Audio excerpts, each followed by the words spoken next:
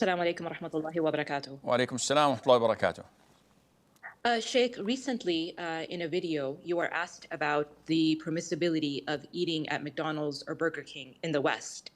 And this has caused a lot of controversy among the laymen, in which reputable da'is even have been put on the spot to try to refute this fatwa, in which they claim that they have had actually seen in slaughterhouses how animals were being killed, in which they claimed that they saw with their own eyes that chickens were being killed with a nail gun, and that this is dead meat, and this meat goes to various fast food chains.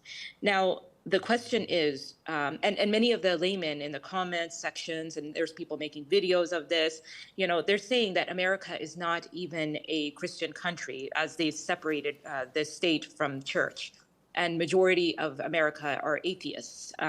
So what defines a Christian country? I mean, we don't even know the religion of the butcher or how the animal was slaughtered. Okay, I got your question, inshallah, and I will answer it.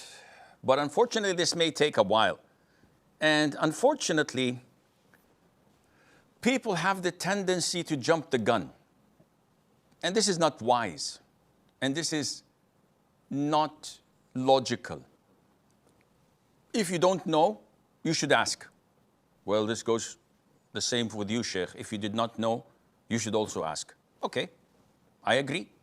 So let us look at the meat of animals that we're allowed to eat. Now, we're not talking about pork because this is known to all that is haram. We're not talking about dogs or lions and the likes because we know this is. We're talking about the normal beef, mutton, and buffaloes and camels and the likes. How can we eat such meat? One, it has to be slaughtered. Two, the slaughterer, the butcher, has to be either a Muslim or someone who's a Jew or a Christian. Only these three denominations, nothing else. Three, we have to make sure that, or at least we have to not know whether the name of other than Allah was mentioned or not. So if we look at these conditions, we will find that, number one, Allah Azza wa Jal mentioned in the Quran, in ayah number 5, Surah Al-Ma'idah, chapter number 5, that today at-tayyibat were made halal for you, and the meat that was slaughtered by the people of the book. As Ibn Abbas, may Allah be pleased with him, and his father gave the tafsir of وَطَعَامُ أَهْلُ الْكِتَابِ حِلٌّ لَكُمْ. So we know that whatever meat that is slaughtered by the people of the book is halal for us to consume. Another verse says, do not eat from what the name of Allah was not mentioned over. So people say, we don't know if the name of Allah was mentioned over this slaughtering or not. No problem. There's an authentic hadith in the Sahih where the Prophet ﷺ was asked by a group of his companions, there are people who send us meat and we don't know whether they mentioned the name of Allah or not. A clear hadith. We don't know. The Prophet said, ﷺ, you mention the name of Allah, meaning before you eat, you say Bismillah, and eat. The Prophet did not ask them to go and check. That would have been the easiest thing to do. You don't know they mentioned the name of Allah? Ask them. No, the Prophet did not ask them to ask. So this is the name of Allah Azza wa Jal. Now, when Allah tells us that the meat which was slaughtered by the people of the book, the Prophet did not ask them to investigate, did you slaughter or not? Some would say, we don't have to ask, Sheikh, this is the default. People of the book, the meat they eat, it should be slaughtered. Whether they slaughtered it or not, we don't have to ask. And this is what Sheikh Ibn Uthaymeen stated. May Allah have mercy on his soul. Either we know that surely this was not slaughtered and it was killed through other means of slaughtering, other than slaughtering, such as, if we know that a country like Belgium, for example, they have a regulation that no slaughterhouse can slaughter. They have to electrify until the animal is totally cold stone dead, or bang it on the head with a hammer until it's dead, not alive.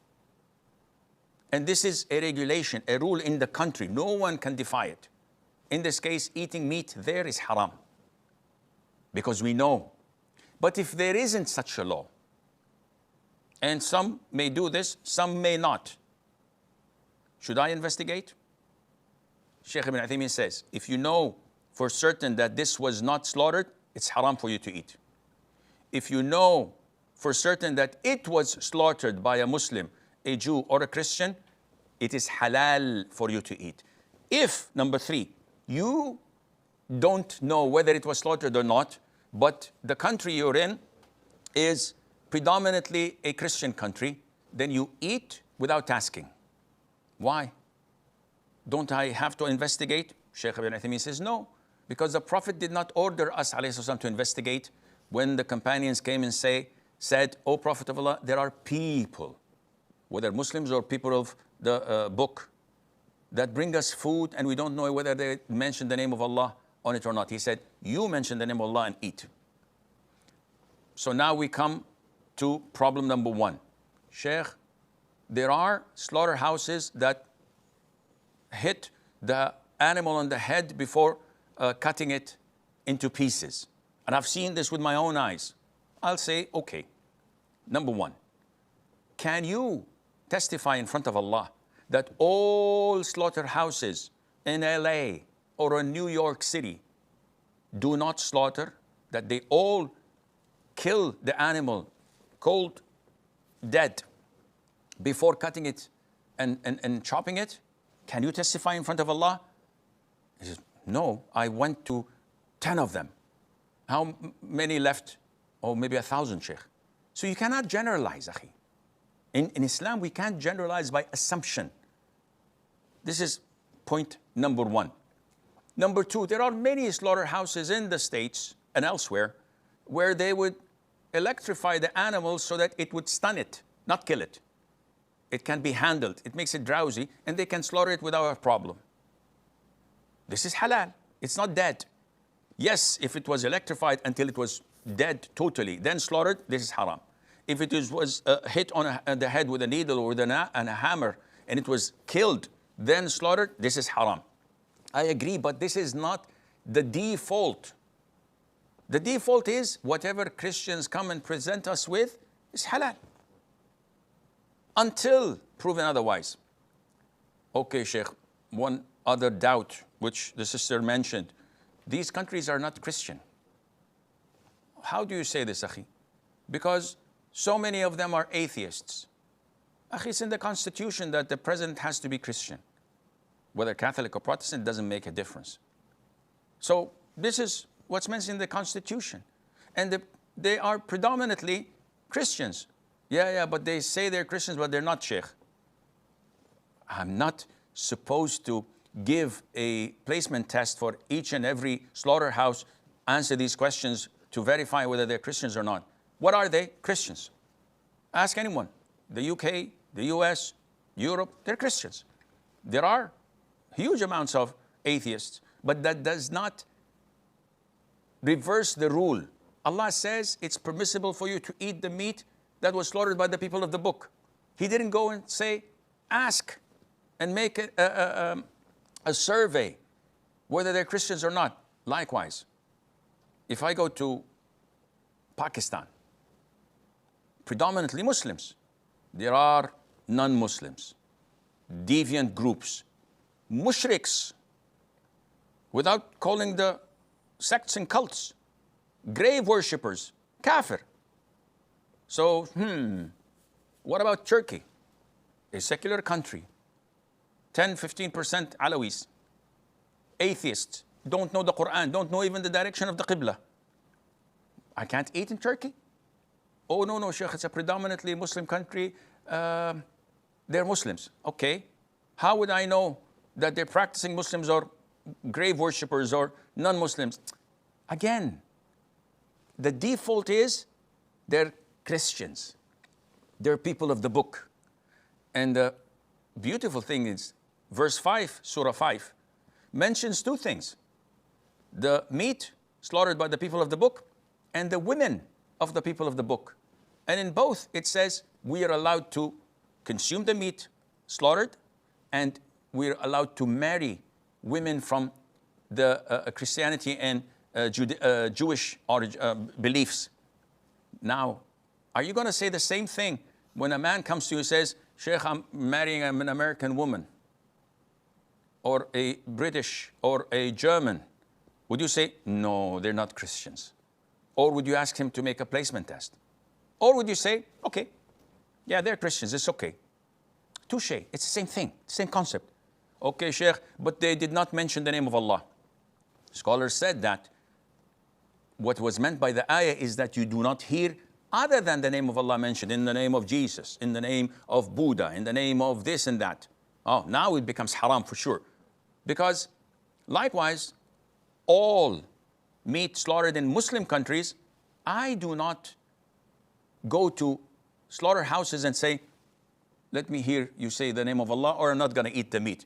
I go to any restaurant in the Muslim world and I eat in there without saying, oh, I didn't hear them say the name of Allah. Maybe the guy is a Muslim, but he forgot, or he said in the name of Ali, or in the name of Al-Hussein.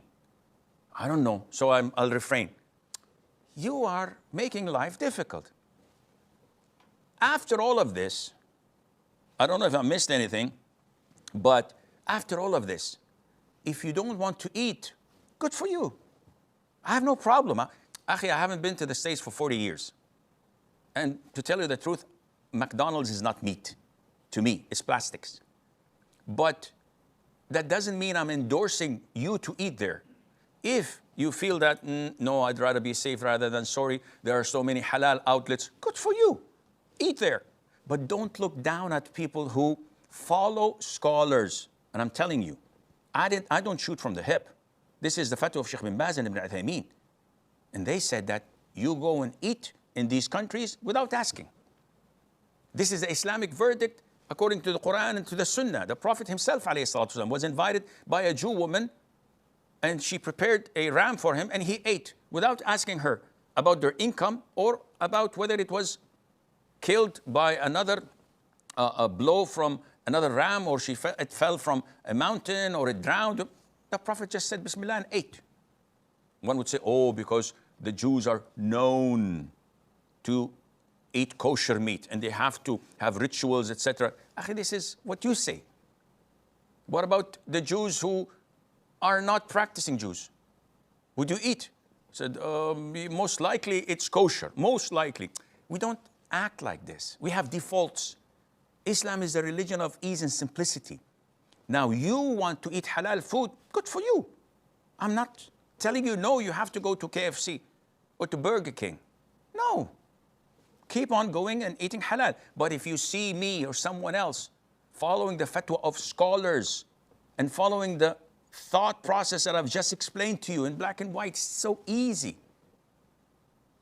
You don't look down at them and say, oh, your dua is not going to be answered because you're eating non-zabiha and halal, and it's, with all due respect, I don't buy this, but again, this is my stance and my point of view according to the scholars. My scholars show me what and who you're following according to the teaching of the Quran and the Sunnah, according to the default. Otherwise, remember Turkey and Pakistan, remember those who are grave worshippers, remember marrying Christian women in these countries, whether you're going to deal with it in the same fashion. And if you deal with it in the same fashion, we have a big problem. Not of takfir, the people of the book, but this would be cascaded upon the Muslims. You will not consider me Muslim until you give me a placement test. Let me check Sheikh Asim's aqidah and this and that. And that's Houston, we do have a problem, and Allah knows best.